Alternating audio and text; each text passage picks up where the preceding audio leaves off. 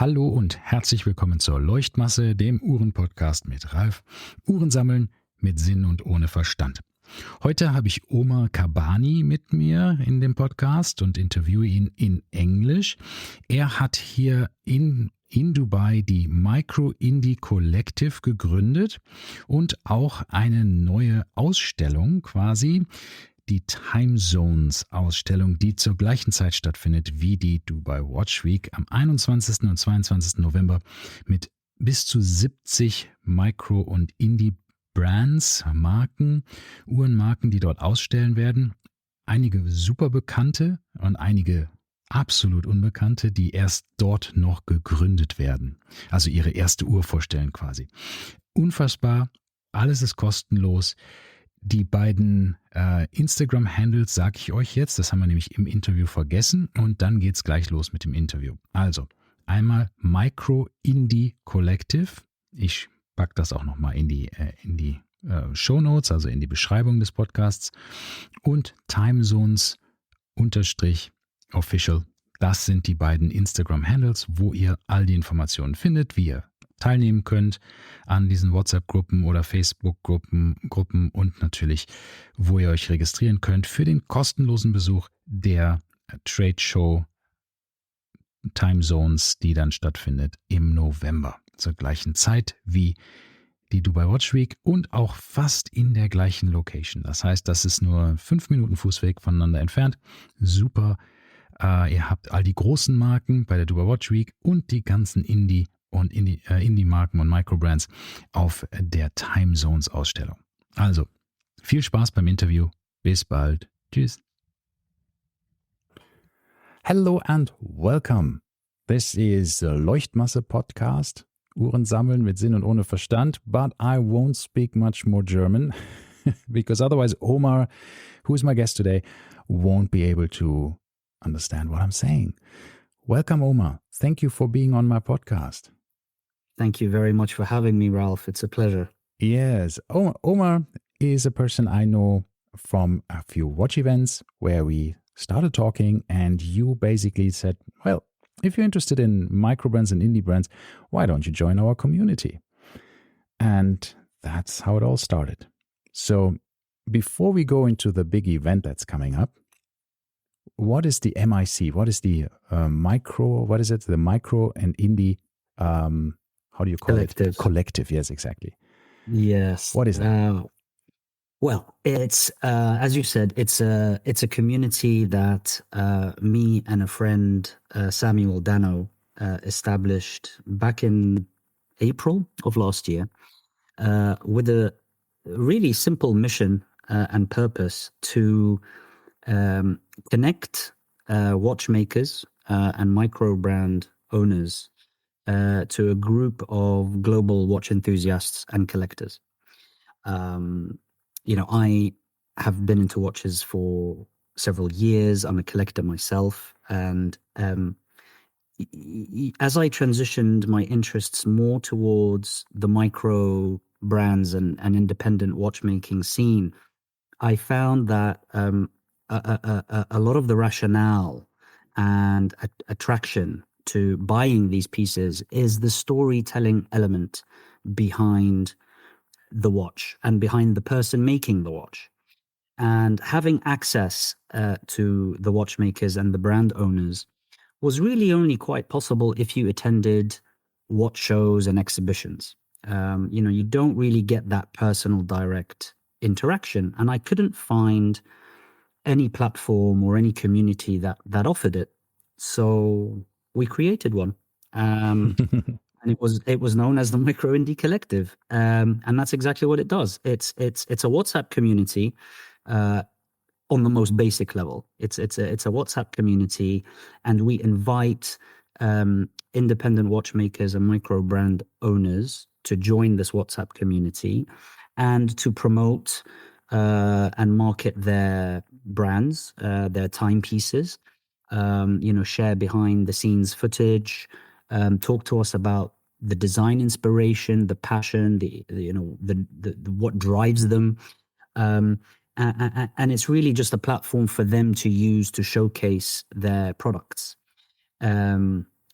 And as it's scaled and as it's grown, so have all of the different lines and other elements that MIC now offers its community. So we're up to, I think we have around 250 participating brands in the group. These Wow. are, a combination of independent watchmakers and micro brand owners. And we have roughly 1,000 global members. It's a very international group. People from all over the world, brands from all over the world. And it's really an educational tool. It's a great place to discover new brands, to really just engage in the watch community and have meaningful discussions about what's going on, in the hobby world, really, because it is a hobby at the end of the day for many people. And, if you're nerdy about these sorts of things and you like to have direct access to the watchmakers, then it's a fantastic initiative. So, in a nutshell, that's what MIC is at its core value, at its core level. Mm. Yeah, I mean, since you basically invited me there, and I joined, of course, and have some interesting discussions going on. I mean, the thing is, because it's an international community, so there's always something going on, right? This is it's Yes. different time zones, of course, which this is a key word. We're coming back to that later. Yeah. But you wake up and there's already lots of discussions going on or happened overnight, and then you continue during the day and you can tune in and out. It's a bit like, let's say, the old time when you were on Twitter. There's a stream of discussions going on. You can tune in, you can tune out. You don't have to follow everything because there's a lot going on, different areas, different categories. But Yeah. I found it extremely interesting, the quality of discussions you have. So many different people with very different viewpoints, with very different backgrounds of their technological or just their history of how much they know about horology and people they know. It's just absolutely amazing. We have people there in this community that have such a background in watchmaking and in just the nitty-gritty parts. They know every whatever it is, the supplier of the big companies. They know who buys from where and what, and it's just absolutely insane. Yeah. They're from all different walks of life. Yeah.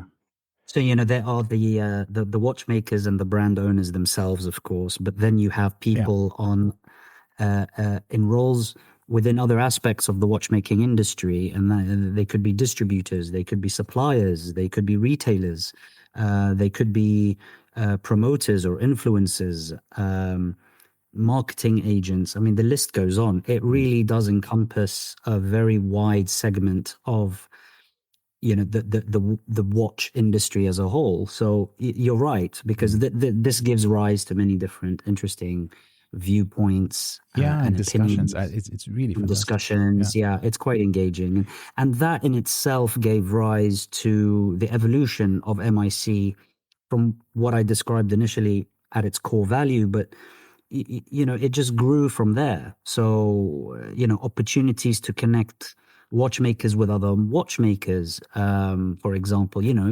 introducing them to their peers and their colleagues. So we have a separate subgroup for that, for example, just for the watchmakers and the brand owners to get to know one another. And it's been very useful seeing that group grow because they help each other out. If someone is looking for a particular movement, extra stock of a movement or a supply chain issue, or very recently we have had some discussions around sales and returns and customer service and what happens if a payment doesn't go through, and things of this nature. So it helps them. It's a useful tool for them to be able to use. And of course, look, the other subgroups which have come out of MIC are related to sales and model launches. Some brands come to us to discuss and have our help with launching a new model or a pre-public sale or some sort of a promotion. We've been involved with certain collab projects ourselves. We have 3 sold-out collaborations under our belt now. We have several more in the pipeline with other brands. There's a marketplace subgroup where all of our members are welcome to sell their pieces if they wish. So it's really evolved. It's really grown beyond what we initially set out to do. But yeah, there's more coming, and Sam and I are excited about the future for MIC. Yeah, I think. I mean, I didn't even know that. I mean, thank you for explaining all of the things for the actual micro and indie brands. Because I don't have access to the producers, actually manufacturers groups, which makes sense because I'm not. So, from my perspective, it's just as a normal end consumer. But it's absolutely fantastic that there is a platform, because I think as a micro brand, obviously a lot of people just start themselves sitting somewhere and deciding I'm gonna finally make the decision to just produce a watch that I think the world needs, right? And of course, there's so much to learn, right? There's and if you can help each other and support each other between each other in that kind of space, that's pretty great to see that this is happening. It's very, very powerful for people actually starting their own brands, if you can rely a bit on the experience of others and the mistakes they already made, so you don't have to repeat them necessarily. Well, absolutely. Yeah. And if you are a romantic at heart, then actually, if you see watchmaking as an old artisan form, the only way you can pass that on is by educating and mentoring your apprentice, basically. Your apprentice, the master exactly. and apprentice relationship. Exactly. You pass the knowledge down. So why can't you do that virtually? Absolutely. No, it's in this case, I mean, it's just a fantastic positive thing, right? Because in general, people want to live a peaceful, harmonious life and be successful. And if you can help each other, and people love to help most of the time, right? So it's just beneficial for everybody. So it's really nice and positive. I like that. Yeah, and I think the watch community as a whole is it's a there's a lot of camaraderie. People are collegiate with one another. I think this notion of competition, it exists on the surface, but actually the large majority of them love to help each other out. So yeah, exactly. It's why we're all fans and we're all crazy about watches, I guess. Yeah, and see, why not tell somebody, for example, if you have a very specific dial that looks super cool, let's say Arcanaut, for example, right? Yeah. Black Badger, right? So you have him there. The Loon King. Yeah, exactly. And he does never hold back on how he actually made his dials. He is happy to talk about this, right? Could you copy it? Maybe. But the effort he puts in is probably hard to copy. And there's the ingenuity of creating things from materials and in ways that you couldn't have imagined before. So there's a lot of this stuff going on where happy to share people. I mean, usually most of our brands are happy to share to the customers who buy the watches as well, to say like, this is how we did it, right? Because that's the story of the product, of the artisanship and craftsmanship.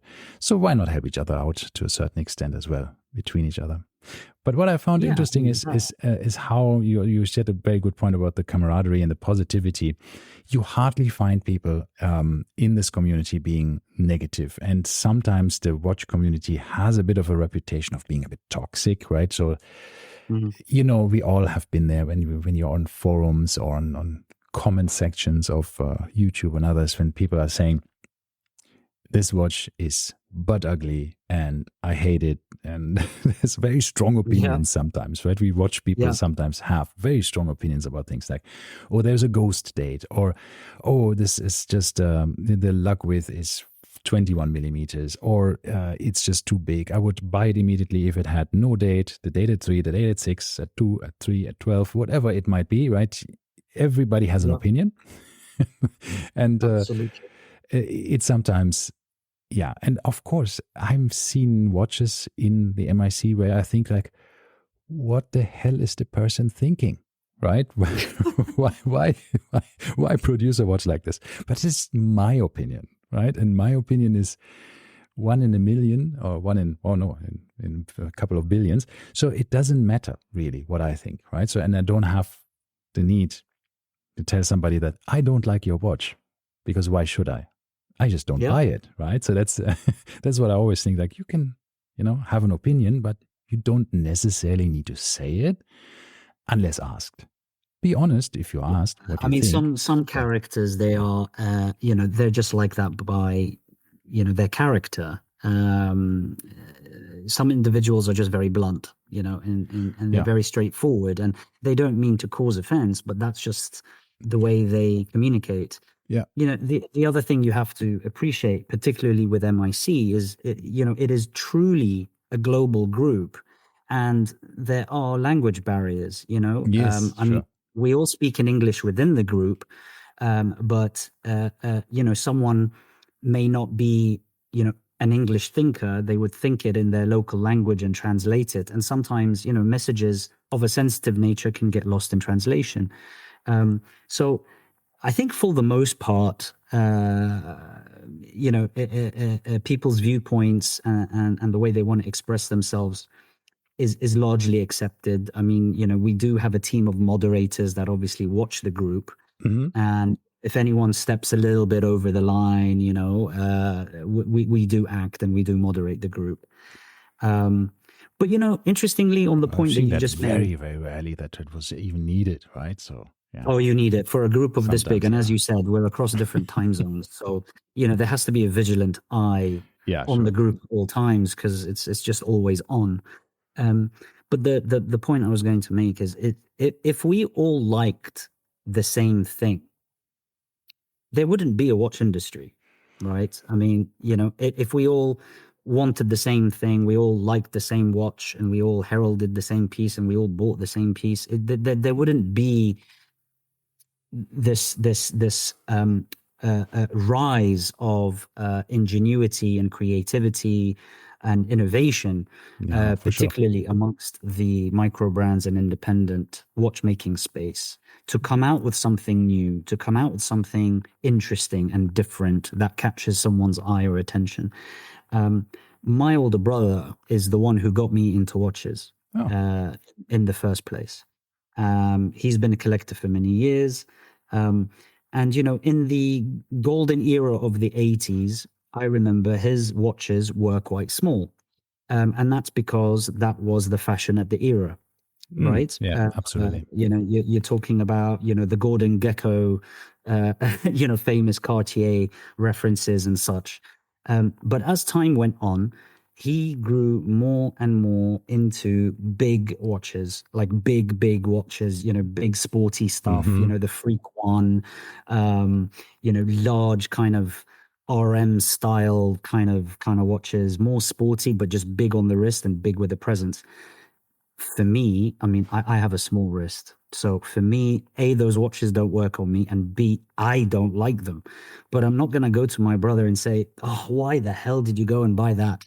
So, we all have different tastes, and it's absolutely fine. Yeah. And I enjoy that. I enjoy the fact that you can be challenged on a design aspect of a watch, or, I have a few pieces that I absolutely love. Like, when I put it on the wrist, it makes me happy, right? It's about how it makes me feel. Which is the only point of having a watch collection. Yes. I can care less if someone else doesn't like it. It makes me feel happy, so I want to wear it. And it's different strokes for different folks, and we don't all like chocolate, and we don't all like vanilla, and that's absolutely fine. Yeah, that's exactly my advice to, if people come to me and ask me, hey, I want to start a watch collection. I say, why? I mean, do you have a theme? Do you actually want to collect watches from 1980 to 1990 that were used in the space shuttle at the time or something? I mean, if you have no theme, then it's not a collection. Basically, it's accumulation of watches. And if you want to have multiple watches, totally fine. But I always feel like a collection should have some kind of a theme, right? Mm-hmm. And if you don't have it, then you're just a watch enthusiast. You're not a collector, really. I mean, my collection is not a collection. It's really just, it's a watch box full with watches that I like, that I love. Does it have any sense? Do I collect only GMTs or specific brands or specific brands from a specific region or time frame? No. It's just watches that I like wearing, and they're together in one watch box. Yeah. Sometimes we are over analyzing and overthinking stuff, and people are saying, "Oh, look at my collection. What do you think I should go for next?" And you're saying, "Oh, you don't have a chronograph in your collection. You should get one." Who am I to say that? Maybe this person doesn't want a chronograph. It's so funny. Right? So I was about to tell you, I have a friend who only collects chronographs. And so if he was to ask me that question, I'll tell him, well, how about considering not a chronograph? You need a world timer. Yeah, it's but that's what makes him happy, right? And that's what makes you happy with your collection. And I think each of us to our own. I mean, there is no right or wrong, and there shouldn't be. Absolutely. Everything is subjective, and love is in the eye of the beholder. You could love a piece and I could hate it, and that's what makes it interesting. Exactly. I think we just sometimes take things just a bit too serious when we go in, especially if it comes to this making sense of your collection. Sometimes I think it's a coping mechanism that you think like, no, I'm not just having lots of expensive toys. There's a purpose. Right? We might just... this psychoanalysis, it's like trying to figure out the meaning of life. I don't think we're ever going to get to the bottom of it. No, I know. But it's feeling like an after-the-fact justification of why I have so many watches, because it makes no sense to the normal person, right? Yeah. I think when you wake up and you ask yourself, well, what's wrong with me? I think then you started hitting a rock bottom. That's a new low of questioning. You don't really want to be exploring further. So exactly. But for everybody who wants to explore that further, you have something coming up in November. And I'm super excited about that. So we talked about time zones before, and that is actually the name of your exhibition that you and your two partners have. That's right. Have started. That's right. So, yes. So it's Sam as well, and who else? And Ahmed Gaudat, who is the founder of Watch Kollektiv 2 on Instagram. And he's a content creator based here in Dubai, in the Middle East. And he's a specialist, particularly in the microbrand space. Very talented photographer, videographer, and content creator. And it was just an idea that we have been wanting to explore and to do and execute for a long, long time. And with the growth and success of MIC just came the opportunity. It's the time now to really put our money where our mouths are, basically. So Time Zones, as you said, is going to be held in Dubai on the 21st and the 22nd of November. So it will overlap and coincide with Dubai Watch Week. Which is a genius move in my book, because you have watch collectors from the entire world already descending into Dubai. Yes, so yes, exactly. Perfect. Exactly. And it gives the brands, the exhibitors who are participating with us, the opportunity to really highlight and showcase their timepieces to a much wider audience. Gain, hopefully, not only local and regional coverage, but also international. Because, as you said, so many people do fly in for Dubai Watch Week. It's a fantastic event, one of the best on the calendar, in my opinion. Oh, absolutely. And it's getting, bigger and better each time. And it made sense for us to kind of, enhance the overall watch-themed offering that Dubai has by coinciding it with Dubai Watch Week. Yeah. So it's going to be at the Armani Hotel, which is in Burj Khalifa, which is a very iconic building. They've never had a watch. You can't miss it. Yeah, the tallest building in the world. Yeah. Absolutely not. No. And we're going to have space for 70 exhibitors. So it's a you large said 70. 70. Yeah. Whoa. Yeah. Okay. Yeah. So we are really going for it, and true to MIC's ethos, it will be the first first event of its kind in the region, which is dedicated exclusively to microbrands and independents. So we will not have any established brands at Time Zones. If you want to see the established brands, that's what Dubai Watch Week is for. But we want to showcase and highlight some of the brands within the MIC community, as well as some new ones. So, we will be having 3 global brand debuts at Time Zones. So this is brand new brands. No one's heard of them. They're having their prototypes being made, and they will be launching formally at Time Zones, which is very exciting. Mm-hmm. So that's cool. Some well-established names will be making new model launches, limited editions. We will be offering watchmaking classes as well from an FHH accredited watchmaker there. So we'll have strap making as well. There's a strap maker there. So there's a whole heap things which when any watch enthusiast, I'm sure, would love to come and explore. And I think being in close, obviously in very close physical what you can say, a distance to actually the Dubai Watch Week where it is happening. It's in the Burj Park this year. So it's a new location for Dubai Watch Week.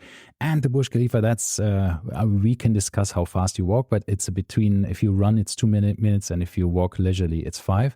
But it's not a far distance between the two events.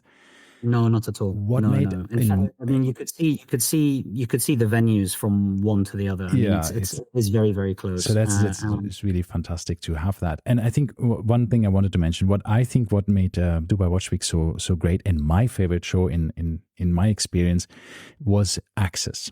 There is no B2B going on that show. There's no B2C going on. There's basically just watch education and enjoyment of the hobby going on. So you have lots of panel discussions, you have workshops, you have all the brands exhibiting. And, that's how I got to you got to know all of these other either reporters or journalists or influencers or YouTube personalities or just brand owners, right? I mean, this is just fantastic. You can walk up to people and just have a chat, go for a coffee or go for lunch together. And you would be absolutely, I mean, you should not be surprised to see Philippe Dufour walking around and Jean-Claude Pivert and all of these icons that you might know. And I think you're doing the same, to a certain extent, the same philosophy, that access to the owners, access to the people who actually create things, and you can talk to them and you can have your own ideas. You can have your feedback to that, or you can even discuss your personal custom watch with some of these, right? If you like to. Absolutely. Many. And this is actually a huge, how do I describe it? Let's say a unique selling point, at least for me and for many others that I know about this industry, the customization element and creating a bespoke piece for you, having that relationship with a watchmaker who's willing to do something for you because they want you to have the watch that you want. I love that. I love that every single person can get a little bit of their own personality injected into that piece. Having that communication, having that access, it's something, again, I go back to why I set up MIC in the first place. It was exactly that. It's the human interaction and storytelling. Having that, for me, it is half the reason why, I buy watches from this sector. And the stronger that human interaction and storytelling is made, I think the more attractive the watches are. So absolutely, at Time Zones, that's the whole point. You will, and it's even been designed as such. So as a journey of exploration, and this actually fits in with the theme that we've come up with for Time Zones, and it taps into the name Time Zones. Yeah. So actually, we're going to be grouping exhibitors together from their geographical origins. Oh, so okay. or time zones, which is why it's called Time Zone. That makes sense. So it's it's a journey. It generally is a journey. I mean, we plotted a path through the entire event. So everyone is going to walk around this path and you will get to see all of the brands before you even are able to leave the room. Imagine being stuck in IKEA, basically. So, yeah, yeah. Yes, you have to So follow the path, right? you No have to shortcuts. follow the path. Exactly. So, it's a geographical journey, and we want visitors to explore and discover watches from countries they may not either have considered before or even knew had watchmaking brands. I mean, we have a couple of surprise ones. You wouldn't think about these types of countries coming up with, either an independent watchmaking piece or having any sort of history to watchmaking. But, in coming up with the theme, we actually explored, well, how many nations can we have represented? Which brands come from the smaller nations, and are there any watchmakers there who want to participate? And that in itself actually led me down a road of discovery. And I found out actually there are some really cool watchmakers coming from places, random little places that you just wouldn't have thought of. So we're bringing some of them to time zones. Yeah. And yeah, it's going to That's be nice. it's going to be very exciting. Yeah. I'm sorry, I was laughing because I was just in my head thinking about this. I forgot the name. This little watchmaker in Iceland. There is Iceland. Yes, there is a small watchmaker. I forgot the name, but it's I'm on their mailing list because I was at some stage subscribing to their mailing list, and it's Iceland, because of its geography, is used for a lot of filming of movies. And this tiny establishment of like 5 people, one watchmaker and a couple of other people that have a watch shop and actually produce watches there, has all of the celebrities buying watches there because it's Iceland. There's not too much to do and buy, things. So it's amazing of how much celebrity endorsement he has gotten over the time with his watches. There's Mickelson. Is that the one? No, Mickelson or JS Watch Company? JS, that's Arctic. Yeah, that's the one. Yeah. So even Iceland, which again, you see, it's a great example. I just typed it into Google and three names popped up. There might be more than 3, but these are the 3 recognized brands. And this is precisely my point. You wouldn't, if you sit with any watch collector or enthusiast and you talk about, watches from Europe, obviously you've got the Swiss, you've got the French, you've got the British, the German, these are the obvious ones. But then you really do start getting into the quirkier places. I mean, Scandinavia as a whole actually does have quite a lot. Absolutely. Sweden, Norway, etc., Finland. There are a few up there, but Iceland, we hadn't checked, admittedly. Maybe I'll put that on the list for time zones now. Approach someone from Iceland to have Iceland represented. Yeah. One more thing I wanted to say. I know you have to run, so just as some closing remarks, there's brands like Formex and Isotope and Laco. I think it's Venezianico, Holt Hinrichs. We have some German brands there, Zeitwinkel, Sherpa watches. There's bigger names of the indie brands, and there's also absolutely. Kalinic One and name I'm Clays, sure. One name your listeners will be very familiar with is Philippe Pikulik, of course. Yes, of course. Of course, he's our special guest, and in fact, he will be unveiling his brand new Moonphase 2 model at times as well, global debut. So very excited about that. If anyone is aware of the brand, you will know that this launch and this model is really sort of positioned and destined to elevate the brand into a new tier of watchmaking. He's put his heart and soul into this next release. It's a departure from what he's done before in terms of skill and elements involved in it. So we're very excited to see it in the metal. I've seen little sneak peeks that he's shown me, but it's just very exciting. So we're delighted to have him and to showcase this global debut of the Moonphase 2. And yes, you mentioned some other names there. Of course, it's a mix randomly of independents and micros. Yeah, got some down. And of course, these are 70 brands that you have space for. I hope you fill them up. Or I just wanted to mention that this is it's free. Attendance is free. You have to register though, so just to control access to that's not overcrowding. And of course, just to have your little entrance ticket, even though it is a free event, you can attend absolutely without paying anything. 21st, 22nd of November, if you come to Dubai Watch Week, that's when you should go to Time Zones as well. Make sure you register so that everything you can actually go in at your time that you want to. And one more thing I wanted to tell the listeners for now, I will remind them shorter for the event as well. This is an event where you can actually purchase things, right? So it's not like Dubai Watch Week where you can't. Obviously, there's Dubai Mall right next to all of this as well. So you can spend a lot of money there, but keep your wallets tight and wait until you've seen what happens at Time Zones, because there you have most likely as a watch enthusiast, a huge expansion of your horizon if you see all of these independents and what they're up to. And maybe you find these watches that you never thought existed or you never knew that you liked until you saw them.